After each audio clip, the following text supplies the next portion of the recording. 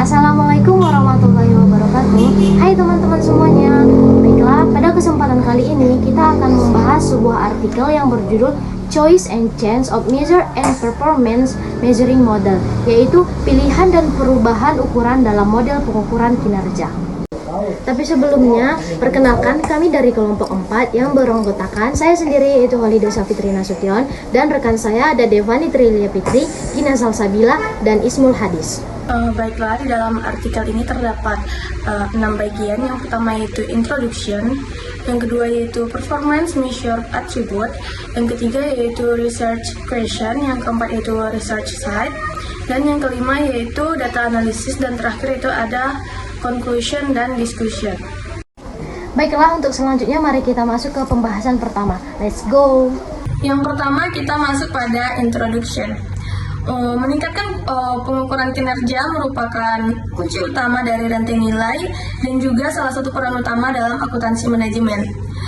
Di mana pengukuran kinerja yang valid ini memungkinkan perusahaan untuk menjelaskan dan mengimplementasikan strategi yang efektif, memandu perilaku karyawan, menilai keefektifan manajerial, dan memberikan dasar untuk penghargaan. Manajer dan peneliti dari berbagai disiplin ilmu telah berupaya meningkatkan manajemen rantai nilai dengan membangun dan menggunakan model pengukuran kinerja yang disebut dengan Performance Measuring Model atau PMM, di mana Performance Measuring Model ini adalah model komprehensif perusahaan sebagai suatu sistem yang mencerminkan pengetahuan organisasi tentang hubungan antara berbagai ukuran kinerja rantai nilai. Banyak organisasi dilaporkan telah mencerminkan PMM yang memodelkan hubungan kinerja di antara aktivitas rantai nilai utama dan hasil yang dinilai. Misalnya yaitu kartu skor berimbang dari Kaplan dan Norton pada tahun 1966.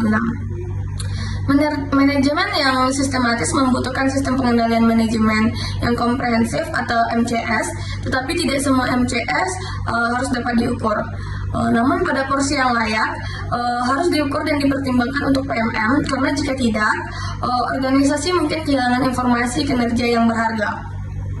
Dan pilihan ukuran kinerja sangat penting dalam mencerminkan organisasi sebagai suatu sistem, karena suatu organisasi harus selalu beradaptasi dengan lingkungannya. Ia harus dapat mengubah ukuran kinerjanya untuk mencerminkan kondisi saat ini. Studi ini menjelaskan determinan dari PMM tertentu dan menyelidiki masalah pilihan dan perubahan fungsi PMM yang relatif yang belum dijelajahi. Yang kedua yaitu Performance Measuring Attribute atau atribut ukuran kinerja.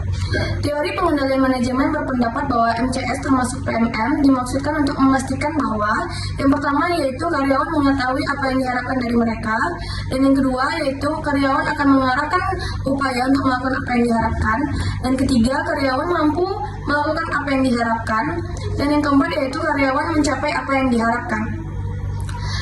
Penelitian pengendalian manajemen membahas mengenai faktor-faktor spesifik yang mungkin menjelaskan pilihan ukuran kinerja perusahaan untuk mencapai dan mempertahankan keunggulan yang strategis.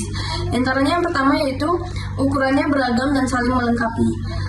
Di sini kontrol manajemen perusahaan bisa menciptakan keuntungan dari keragaman ukuran kinerja yang lebih besar, yaitu ukuran operasional, strategis, keuangan, dan non-keuangan. Jika ukuran operasional mencerminkan pendorong kinerja keuangan masa depan saat ini dan berada di awal rantai nilai. Yang kedua yaitu pengukuran bersifat objektif dan akurat. Pada penelitian IJRI pada tahun 1967 telah menetapkan kembali kepentingan teoritis dari akuntansi dan objektivitas ukuran kinerja. Topik ini tidak kehilangan relevansinya, dan baru-baru ini juga Libby pada tahun 2002 telah menemukan bahwa subjek eksperimen dalam tugas pengendalian manajemen yang bergantung pada ukuran kinerja yang diverifikasi oleh pihak ketiga yang mungkin menciptakan permintaan akan ukuran yang akurat dan objektif. Faktor yang ketiga yaitu tindakan bersifat informasi, di mana ukuran kinerja yang membedakan manajer dan yang menghadapi faktor yang serupa dan tidak dapat dikendalikan bersifat informatif. Tindakan informatif ini dapat meningkatkan evaluasi, bahkan jika tidak sepenuhnya dapat dikontrol oleh manajer. Yang keempat yaitu manfaat lebih besar daripada biaya pengumpulan. Untuk memantau perilaku karyawan melalui PMM merupakan kegiatan yang mahal sehingga menghasilkan, mengatur, dan melaporkan informasi kinerja akan menghabiskan sumber daya perusahaan yang langka. Yang kelima yaitu ada tindakan mencerminkan kausalitas sistem. PMM kausal yang berfungsi juga dapat membebaskan manajer untuk lebih fokus pada masalah strategis dan evaluasi daripada pemrosesan informasi. Selanjutnya, PMM kausal yang komprehensif mungkin dapat mengurangi kompleksitas kognitif dan memahami dan menggunakan berbagai ukuran kinerja. Yang keenam yaitu tindakan mengkomunikasikan strategi.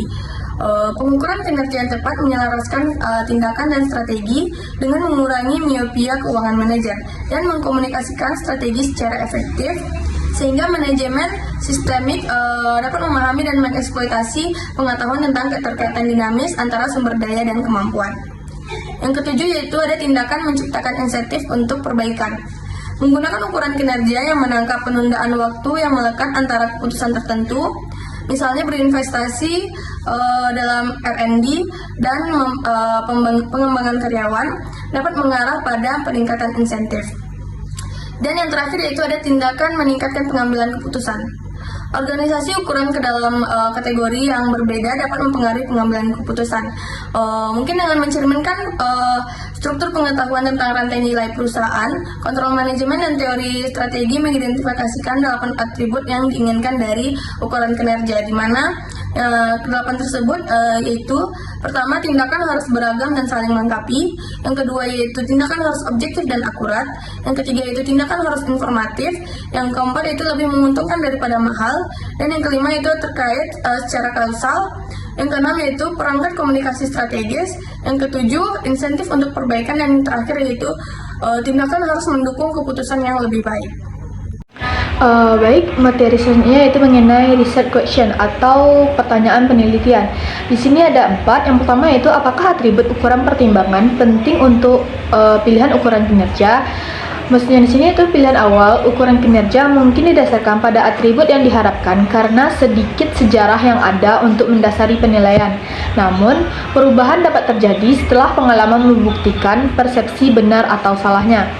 Pertanyaan kedua yaitu apakah pentingnya atribut berbeda menurut strategi perusahaan?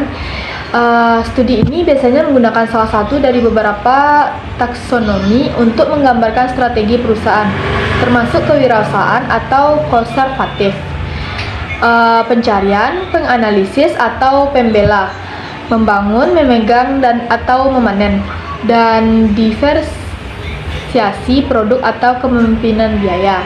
Ketiga yaitu RQ3 mengenai apakah pentingnya atribut untuk desain dan penggunaan berbeda menurut strategi perusahaan. Pertanyaan eksplorasi ketiga mengeksplorasi klarifikasi subjektif dari 8 atribut sebagai yang terutama didorong oleh masalah desain atau pengguna. Pertanyaan terakhir atau RQ4 yaitu mengenai apakah perusahaan menukar beberapa atribut individu dengan yang lain. Karena ada kemungkinan bahwa suatu ukuran dapat bermanfaat dan disimpan dalam PMM meskipun tidak menunjukkan semua atribut. Kami juga mengeksplorasi apakah suatu organisasi memperdagangkan satu atribut dengan atribut lainnya. Literatur kecocokan strategi yang dikutip sebelumnya dapat mengartikan seseorang untuk mengharapkan pertukaran ketika atribut ukuran tidak tinggi secara konsisten. Selanjutnya yaitu mengenai research site atau tempat penelitian. Pada studi ini berfokus pada PMM yang dikembangkan oleh produsen peralatan US Fortune 500 untuk saluran distribusinya. 5 perusahaan mempekerjakan lebih dari 25 orang dalam operasi domestik dan asingnya. Perusahaan menjual rakitan peralatan utamanya melalui kontrak OEM dan distributor eksklusif independen yang juga menjual suku cadang dan layanan pemeliharaan. Sistem distribusi merupakan kontak utama perusahaan dengan pelanggan retail. Setiap distributor beroperasi dalam wilayah geografis yang ditetapkan. Distributor tidak boleh bersaing satu sama lain atau menjual produk atau layanan pesaing. Sementara, distributor adalah entitas independen, sebagian besar dimiliki oleh individu dengan pengalaman perusahaan. Di sini riset site dibagi menjadi dua, yaitu strategi perusahaan dengan modal kinerja distributor. Pada slide ini, strategi perusahaan itu dapat dicirikan sepanjang garis konservatif, panen, dan pemimpin biaya. Keunggulan kompetitif diperoleh dengan secara agresif mencegah pesaing memasuki pasar produk utama. Kinerja produk, kualitas, dan efisiensi telah menjadi sarana perusahaan untuk sukses. Secara historis, perusahaan telah mengelola distributornya dari atas ke bawah dan secara ketat berdasarkan dampak pada garis bawah perusahaan. Namun, perubahan terbaru di pasar telah mempengaruhi pendekatan perusahaan untuk mengukur kinerja distributor. Karena pesaing dalam dan luar negeri secara memiliki produk yang sempurna, persaingan untuk pangsa pasar telah bergeser ke layanan pelanggan. Selanjutnya yaitu mengenai modal kinerja distributor. DPM dikembangkan secara internal oleh karyawan perusahaan tanpa bantuan konsultan eksternal. Seperti kebiasaan di perusahaan ini, pendekatan top-down digunakan. Desainer DPM membuat DPM awal dengan input selektif dari personel distributor. Meskipun desainer memiliki keputusan akhir, DPM dirancang untuk berfokus pada hasil yang menurut perusahaan penting untuk dicapai oleh distributor guna memenuhi tujuan perusahaan, bukan tujuan distributor. Oleh karena itu, faktor kunci keberhasilan perusahaan tidak secara sempurna mencerminkan faktor distributornya. Selanjutnya kita masuk ke data analisis. Yang pertama, analisis kualitatif. Pada pertanyaan penelitian yang pertama, menanyakan apakah atribut ukuran merupakan pertimbangan penting untuk pilihan ukuran kinerja. Dalam DPM, distribusi melibatkan beragam tindakan yang saling melengkapi. Yang paling fokus utama adalah pada objektivitas, akurasi, dan keandalan dalam evaluasi kinerja distributor. Meskipun ada biaya terkait, langkah-langkah DPM memberikan insentif untuk peningkatan kinerja dan mendukung pengambilan keputusan yang lebih baik. Sedangkan analisis kuantitatif, hasil ini memperkuat hasil kualitatif bahwa atribut ukuran merupakan pertimbangan penting untuk menjatuhkan atau mempertahankan ukuran DPM. Tindakan yang diperlukan lebih cenderung memiliki banyak bentuk atribut yang positif, dan tindakan yang dijatuhkan lebih cenderung memiliki bentuk atribut yang negatif. Hasil ini konsisten dengan teori yang disajikan, menunjukkan bahwa atribut ukuran merupakan pertimbangan penting untuk pilihan ukuran kinerja. Selanjutnya, data analisis kuantitatif pada RQ2. Yang pertanyaannya, apakah pentingnya atribut berbeda menurut strategi perusahaan? Menurut analisis C-score menunjukkan perbedaan signifikan antara atribut strategis konservatif dan kebiasaan dalam distribusi yang diamati dan yang diharapkan. Strategi konservatif dipertahankan jika mendapatkan komentar positif. Begitu juga dengan strategi kebiasaan, jika dipertahankan komentarnya tidak terlalu banyak. Selanjutnya, menurut kuantitatif, uji C-score terakhir menunjukkan bahwa perusahaan juga mempertimbangkan atribut desain yang terkait dengan strategi perusahaan sebagai pertimbangan penting. Dengan demikian, atribut desain ukuran tampak mendominasi atribut penggunaan terlepas dari interaksi strategi ukuran. Selanjutnya, data analisis kuantitatif yang keempat mempertanyakan apakah perusahaan menukar beberapa atribut dengan yang lain. Analisis menggunakan atlas menunjukkan bahwa 27% komentator yang muncul bersamaan mengkritik kurangnya objektivitas dan akurasi dalam tindakan yang dibatalkan. Selain itu, 27,9% komentator yang bermunculan bersamaan menyatakan bahwa tindakan tersebut tidak menguntungkan dari segi biaya. Hasil ini menunjukkan bahwa perusahaan lebih cenderung mengutamakan atribut objektivitas, akurasi, dan manfaat versus biaya daripada atribut komunikasi strategis dan dukungan keputusan yang lebih baik saat membatalkan tindakan. Selanjutnya yang terakhir kita masuk kepada kesimpulan dan pembahasan. Yang pertama, analisis menurut berbasis teori, yang mana analisa wawancara dengan perancang dari penggunaan PMM perusahaan menemukan bahwa secara keseluruhan atribut ini relevan dengan keputusan untuk menghapus atau mempertahankan ukuran kinerja. Selanjutnya, analisis eksploitasi. Tema penelitian ini merupakan bahwa atribut ini yang terkait dengan desain memiliki pengaruh yang lebih besar daripada atribut yang terkait dengan penggunaan. Dalam mempertahankan atau menghapus ukuran DPM, atribut yang paling berpengaruh adalah objektivitas dan akurasi keukuran. Selanjutnya, pembahasan 6% Inceng perusahaan melakukan atribut dalam pengukuran pasar. Beralih dari fokus pada pasar primer ke ukuran pertumbuhan penjualan. Mereka mengakui sulitnya mengukur pasar besar baru secara objektif dan lebih mampu mempertahankan keberagaman langkah-langkah serta mengakui peluang kekuasaan.